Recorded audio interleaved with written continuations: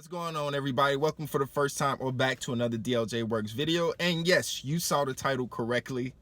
Are you the Kobe Bryant of web design and development? Let's jump right into it.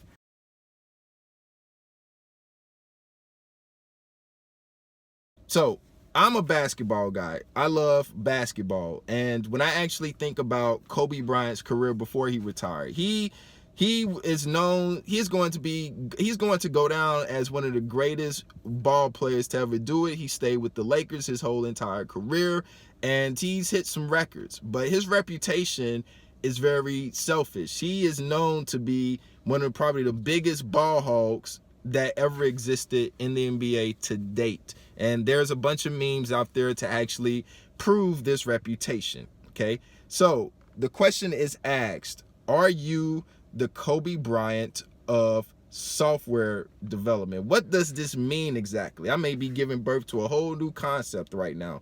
What does that even mean? Okay, we want to take the actual selfish part of Kobe Bryant and him being a ball hog and that sort of thing. So what is it that would be considered, what would you be ball hogging in this profession? Well, to be honest with you, this is going to be a subject more so of scarcity mindset versus an abundance mindset.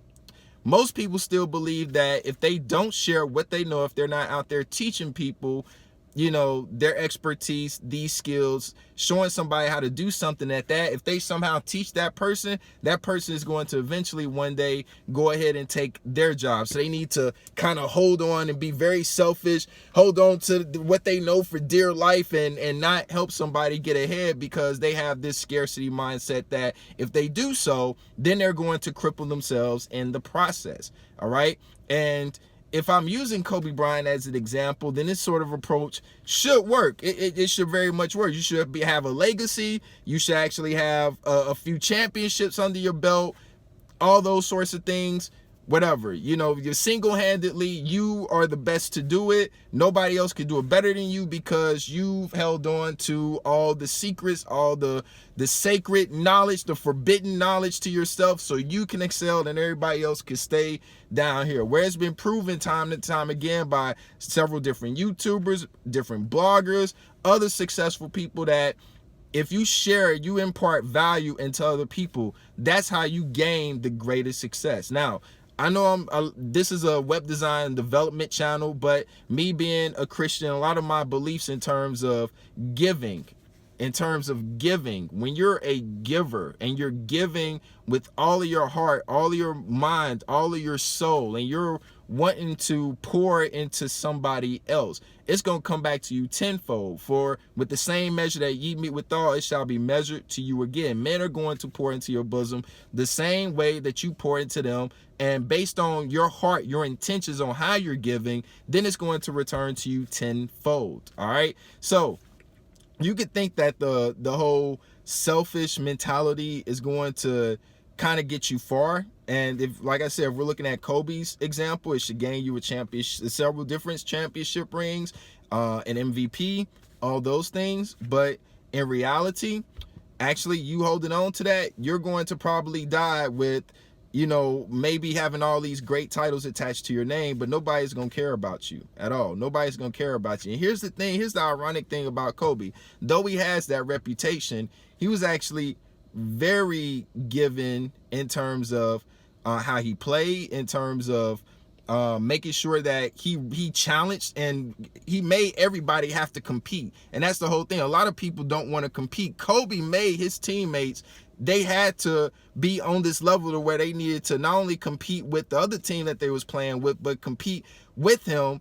and getting that top spot on the Los Angeles Lakers. And you have to have that same approach. Like, I was listening, I go back to saying Joshua Fluke because I just heard him say this in describing what it actually takes to, you know, compete in the saturated market. For those of you who have this mentality that, oh, the market's saturated, it's just too many people, I'm just gonna give up. That's the wrong mentality to have. That's not the Black Mamba mentality to have when it comes to web design and development. There's a lot of people getting into this because the barrier to entry to anything now is probably just non-existent. But in order for you to stand out, competition is healthy, because you know what competition does? It raises your game, it raises your skill level. When you see somebody that's a lot better than you and they're purposely challenging you, like raising the bar is here and you need to like match it and then exceed it, like that's going to elevate your skill level. It's going to be uncomfortable. The whole process is going to be uncomfortable, but it's going to put you in a better place in the long run. And that's how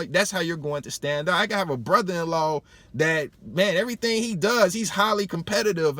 And some days I'm just like, God, I don't feel like competing against this guy. And other days I'm like, I'm going to work hard and I'm going to figure out how I'm going to beat this guy, and because he's just competitive at everything that he does. When we play Smash Brothers on Switch, he's just like, he makes me want to figure out different strategies, and I have to really think outside the box on how I'm going to beat him, because he blocks very well. He has a good handle and control when he falls off of the stage, and using the up and B to come back on. And yeah, let me just stop with the Smash Brothers analogy. Maybe some of y'all will understand it, maybe some of y'all won't, but the point is that he's competitive, and it makes me want to step up my game. All right, so competition is healthy. So you have to ask yourself, if you're going to be the Kobe Bryant in software development, web design development, whatever profession you're in, I'm just talking about web design development because that's the profession that I'm in. You have to ask yourself, well, if I'm going to get some rings, all right, am I going to be a ball hog? Am I going to ball hog all of this knowledge when I have all the answers, and I know how to do several things, and I'm just going to do this all on my own? I'm just going to carry to everybody my hotel. I don't need anybody. Or are you going to share that knowledge so you don't have to carry the burden all by yourself? Because if you do have to carry the burden all by yourself, then that becomes a problem, and that for me, that's a headache I don't want to have. So yeah, I want to teach somebody, and I could easily fall into, because I could be a selfish brat at a lot of times, and sometimes I don't want to share what I know with somebody else. That's because I still have remnants of this scarcity mentality. I want to get rid of it. But then I realized, man, okay, if I let go of this stupid ego that I have, and I give this to this person, and I teach them how to do this with this graphic, and I teach them how to do this, we can all solve this problem a lot faster than if I was hogging the ball and trying to score as many points as I possibly can all by myself. So I thought this would be a really, really entertaining video, as well as hopefully informative. But most importantly, I hope the main thing that you get out of this, if you're trying to be like Kobe,